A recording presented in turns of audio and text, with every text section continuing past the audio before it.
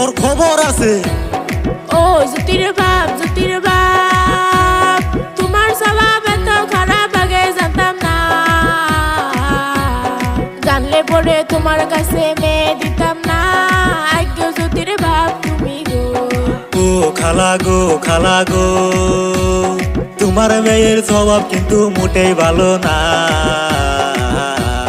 বেলা বাজে 10টা এখনো নাস্তা দিল না গো, হাইরে দুধের বাইকনি তোমার গো।